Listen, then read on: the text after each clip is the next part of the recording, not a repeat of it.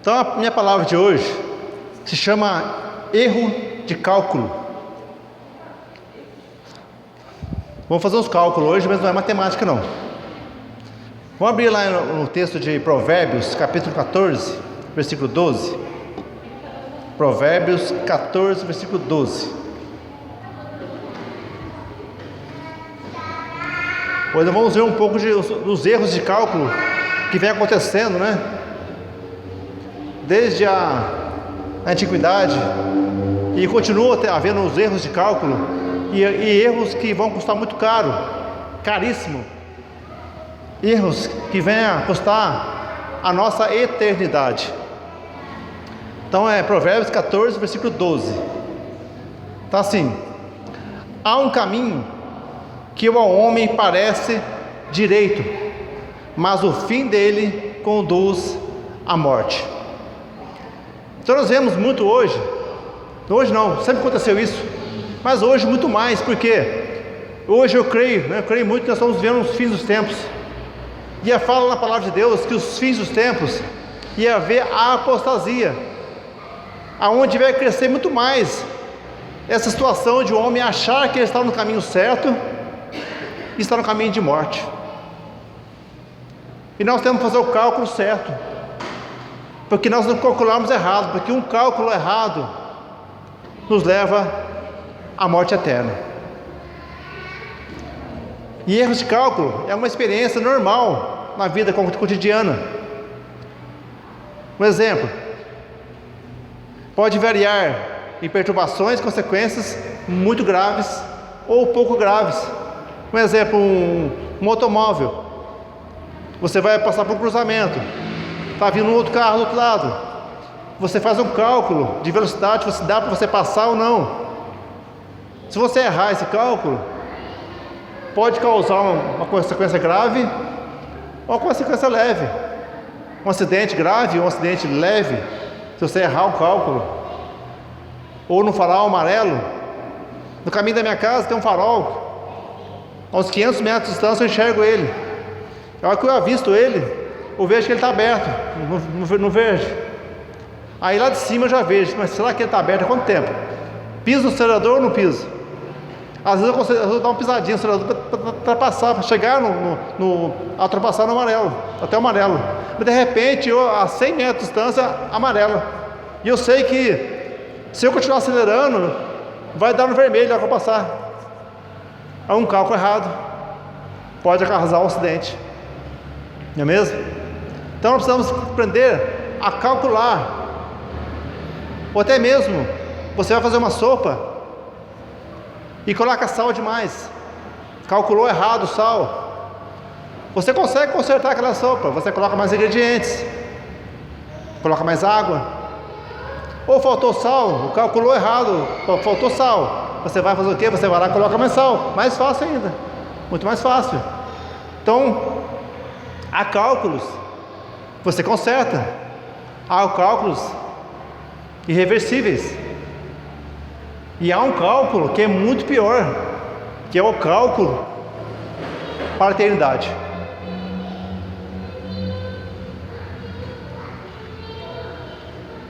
Em matéria de salvação, calcular mal o que é essencial para ser salvo pode ter uma consequência devastadora, porque como diz a palavra de Deus, é a eternidade. As duas portas, a porta larga, a porta estreita. A que você entrar, a que nós entrarmos, será para a eternidade. E muitas vezes nós cremos que estamos no caminho certo, e sabemos que não podemos errar. E muitos lá fora acham que se eu errar na hora eu vejo. Poxa, aqueles que acreditam em outra solução, no caso de se eu errar eu vou me reencarnar depois, não é mesmo? Se eu errar eu vou pagar lá depois num lugar diferente lá, depois eu entro no céu de novo, tranquilo. E aí? Quem está certo? Quem que está certo nessa situação? As pessoas não vão buscar a verdade, elas simplesmente nascem aprende algo no mundo espiritual, acredita naquilo e não vão buscar se realmente aquilo é verdade, ou se elas realmente estão no caminho certo. Aí eu pergunto, você, uma pessoa que crê em um certo mestre lá da religião tal, aí você sabe qual que é a base dele para te falar a verdade, que ele está falando a verdade. Aí ele fala assim, é um livro tal, mas quem que escreveu esse livro tal? Foi um tal que morreu em 1900 e tanto. Falei, um homem que morreu em 1900 e tanto, né, para não falar nomes aqui.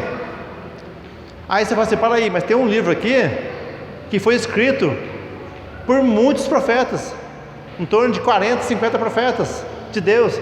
Interessante que ele foi escrito durante 1700 anos.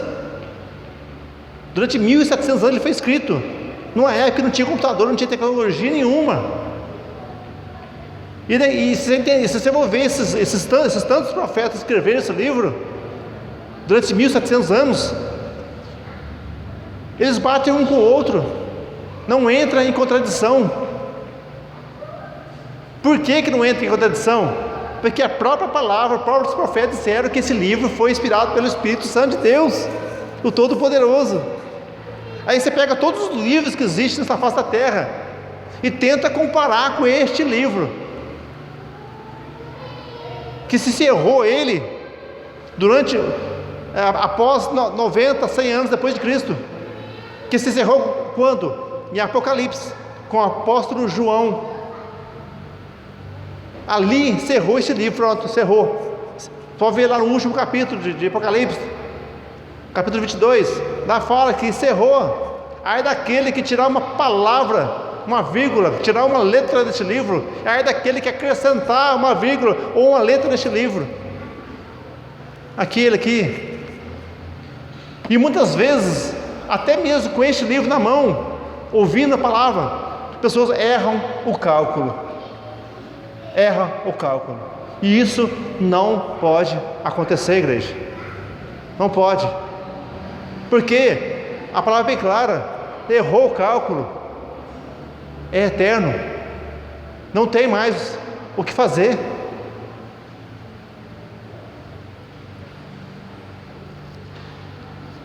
Pedi para você abrir ali Mateus 24, versículo 24. Vamos agora considerar alguns erros de cálculo espirituais que muitas pessoas estão cometendo nos dias de hoje. Porque, primeira, há muitas falsas doutrinas, muitas falsas, sempre existiu, mas hoje tá demais, cada vez mais, aumentando as falsas doutrinas. Tá assim, 24. Porque hão de surgir falsos cristos e falsos profetas, e farão grandes sinais e prodígios, de modo que, se possível fora, enganariam até os escolhidos. Então está falando aqui que vão surgir, né? Já surgiu, estão surgindo cada vez mais falsos profetas, que hão de enganar até os escolhidos. De tanta sabedoria das trevas, né? Não posso falar que é sabedoria de Deus, que não é sabedoria das trevas, para enganar, porque Satanás, ele é mestre na enganação. E interessante que Satanás, ele pega 10 verdades, coloca uma mentira no meio, pronto, essa mentira é o suficiente para você errar o teu cálculo. Aquele cálculo pequenininho que você fez, que você errou ali no finalzinho dele ali. Então nós temos muito cuidado, igreja, porque os falsos profetas estão por aí. Eu vejo muitas pessoas, às vezes procuram, é bom um profeta, não é mesmo? Eu gosto, né? O profeta chegar na gente e falar assim, Deus manda dizer isso, mas gostoso, não é muito bom. Mas nós temos que fazer o quê? Pedir para Deus confirmação daquilo que o profeta está falando. Mas o problema maior não é esse profeta, muitas vezes, é aquele que está ali em cima do púlpito, às vezes, ou tem mesmo aquele que segue profetas em YouTube. Escolher quem você ouve, Quem você dá os seus ouvidos? Se você realmente ele fala diante da palavra de Deus. E como que você vai saber se aquele profeta, se aquele mestre, aquele pregador está falando dentro da palavra de Deus? Se você não conhecer a palavra de Deus, você não vai saber. Então todos nós temos a obrigação de conhecer esse livro, de pedir para Deus sabedoria, discernimento de espírito. Eu sempre falo muito para a igreja, né? Nós pedimos para Deus discernimento de espírito, para nós, quando formos ouvir a palavra de Deus, quando ouvir um pregador, ou ouvir aquilo que possa vir de Deus, ou talvez não é de Deus, para nós discernirmos se é de Deus ou se não é de Deus. Amém? Nós precisamos conhecer, e Deus vem nos revelar os falsos profetas, para que você não venha ser enganado, para que nós, nem eu, venha ser enganado. Por isso eu leio esse livro aqui, para que ninguém venha me enganar, que se eu seja escolhido, que cada um de nós sermos escolhidos, nós somos escolhidos, estamos aqui hoje, e você é um escolhido de Deus, para que o falso profeta não venha te enganar, porque a palavra diz que talvez ele enganaria até os escolhidos. Isso é uma prova que não existe predestinação, porque se você é escolhido de Deus e veio alguém e te enganou, e você errou o cálculo ali, e para nós partirmos para a eternidade, basta nós estarmos vivos. Satanás é o grande enganador, é ele o nosso inimigo, não é o profeta que é nosso inimigo, o falso profeta, nem é aquele que está enganando o homem, não é ele que é nosso inimigo, não, é o que está agindo nele. Porque eu falo assim, um profeta mesmo, de verdade, o profeta, muitas vezes ele nasce já com esse dom, é um dom que ele recebe de Deus lá no ventre da sua mãe, ele tem um dom, só que de repente o que acontece? O profeta, se ele não tiver sabedoria, discernimento, de repente ele começa a se afastar dos caminhos do Senhor, e quando ele se afasta sem perceber que ele está fazendo isso, o Espírito Santo sai. Sabe quem entra ali? Satanás, fingindo ser o Espírito Santo, e ele não percebe, e ele começa a ouvir, fala isso, traga isso para aquele fulano de tal, entrega essa profecia aqui, e ele continua fazendo aquilo que ele faz, continua fazendo, só que quem está agindo na vida dele não é mais o Espírito Santo, é o Espírito maligno, e ele não sabe. Então, como nós reconhecemos um profeta de verdade? Primeira coisa que temos que fazer, pedir para Deus confirmar a profecia. Segundo lugar, olhe as obras do profeta, do pregador, pelas obras conhecerei. Não é isso que a palavra fala? Que você vai ver as obras, pelas obras você vai conhecer se realmente ele é um homem de Deus.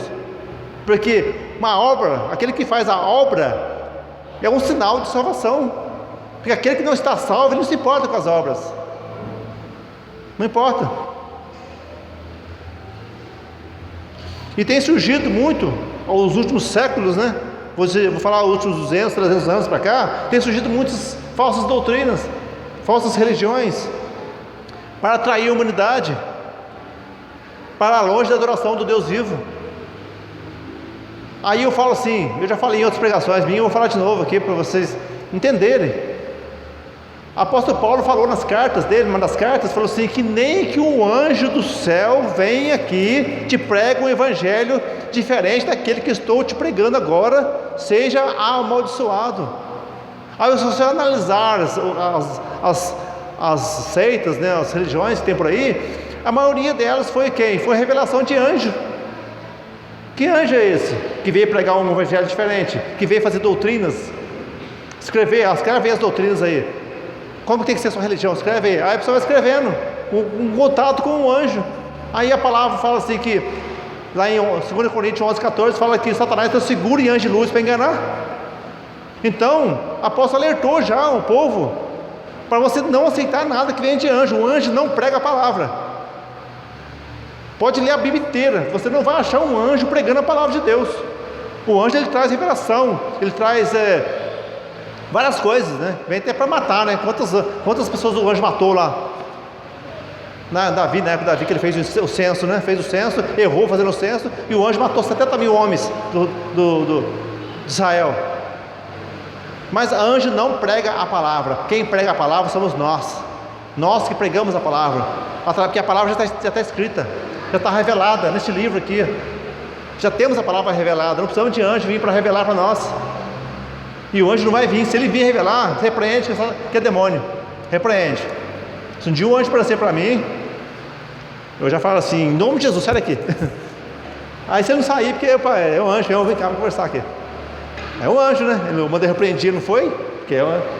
Mas se ele for um demônio, ele sai na hora. Ele tem que obedecer.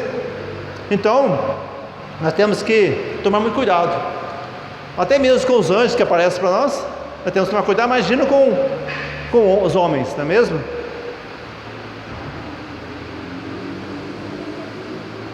Interessante que o falsificado, ele parece ser mais atraente que o verdadeiro, não é mesmo? Pega um quadro aí, um quadro caríssimo, né? Foi pintado por uma pessoa famosa, né? Aí você vai lá, tira uma foto daquela paisagem que ele pintou e faz um quadro, fica mais bonito, mais atraente, muito mais bonito. Pega a foto original, assim, mais igualzinho, faz um quadro, é mais bonito, parece ser mais atraente. Mas não, esse é o falsificado, o outro que é o verdadeiro, o outro é que tem valor. E muitas vezes Satanás vai nos enganar com coisas bonitas, com coisas atraentes. Como eu estava falando para a irmã agora há pouco, que muitas pessoas vão visitar igrejas e elas vão, tipo assim, a hora que o meu coração tocar no meu coração, é a igreja que eu tenho que ficar. Mas será que é isso mesmo? Porque o que acontece? Quando você achar uma igreja que fala aquilo que você quer ouvir, quando é uma igreja que não vai te confrontar, uma igreja que te deu paz para a sua carne, né? Será que é no espírito? Ou foi na carne que deu paz àquela igreja? É aqui que eu vou ficar, sentir paz aqui.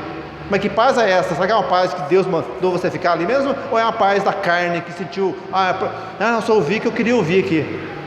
Muitas vezes Deus vai te confrontar. Deus vai colocar em lugares que você não quer ficar. Deus ele vai toda semana eu tenho um confronto com Deus, toda semana. Mas eu mato a minha carne para viver a vontade de Deus. E eu tenho que orar muito, sabe para quê? Para Deus me conduzir, para Deus me ajudar a fazer a vontade dEle. Porque se eu for sentir paz no meu coração para fazer as coisas, eu não faço nada, eu vou fazer o que eu quero. Mas eu não tenho que fazer, eu tenho que fazer o que Deus quer que eu faça. É onde Deus vai me abençoar, Deus vai trazer as bênçãos dEle sobre a minha vida, sobre a minha família. E não só aqui nessa terra, porque aqui não me interessa nada. Assim o reino de Deus, é o reino de Deus que eu quero. Esse sim me interessa muito.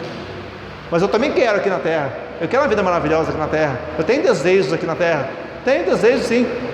Mas se for contra a vontade de Deus, eu não quero. Eu diz, eu abandono, né? Querer eu quero, né? Mas eu abandono. Não. Se não é a vontade de Deus, eu não quero. Eu quero a vontade de Deus. Porque Deus que vai me conduzir aqui conforme a vontade dEle. Amém?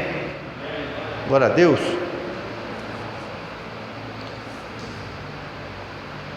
Lá em Efésios, não precisa abrir não, lá no capítulo 4, versículo 14, lá nos instrui sobre a necessidade de um pensamento maduro, para que não sejamos levados ao redor por todo o vento de doutrina. Então nós temos que estar esperto para não sermos levados pelas doutrinas.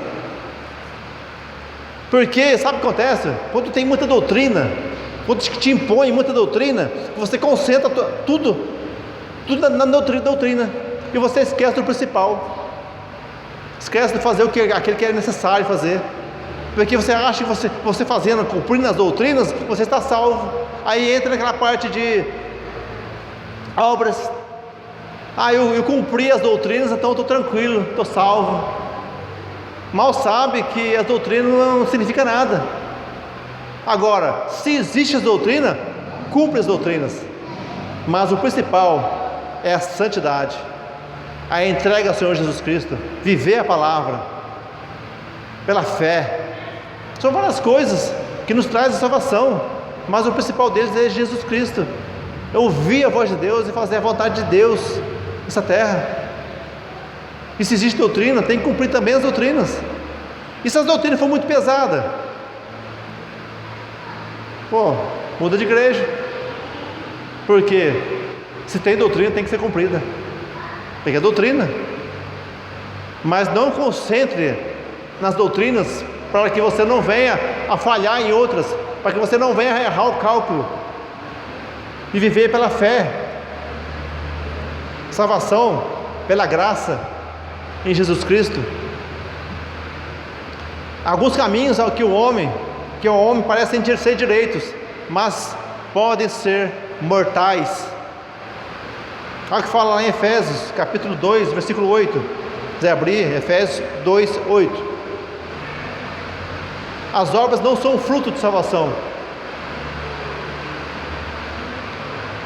Efésios 2, versículo 8. 8 ao 10. Está assim: porque pela graça sois salvos, mediante a fé, e isto não vem de vós, é dom de Deus, não de obras, para que ninguém se glorie, pois somos feitura dele, criados em Cristo Jesus para boas obras. Então está falando que a salvação é mediante a fé, porque se for por obras, nós vamos gloriar. Que tem muitas doutrinas, muitas religiões que eles são salvos pelas obras, dizem que são salvos pelas obras. E quando você conversa com uma pessoa dessa, elas falam o quê? Ela se gloria daquilo que ela faz. Eu dou esmola, eu dou o quê, eu faço isso, faço aquilo, como se fosse aquilo, fosse trazer salvação nela. Mas não, aqui é bem claro que é pela fé em Jesus Cristo a nossa salvação. Mas também temos que fazer as obras, porque aquele que está salvo também faz as obras, como eu disse agora há pouco. Olha os frutos do profeta, olha os frutos daquele que está aqui em cima, pregando a palavra. Se aquele que está aqui em cima pregando a palavra tem frutos bons, é um grande sinal que ele seja um homem de Deus. Amém? Glória a Deus.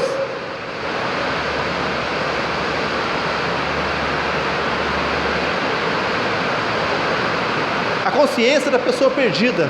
Nem todo homem ousa deixar sua consciência ser seu guia.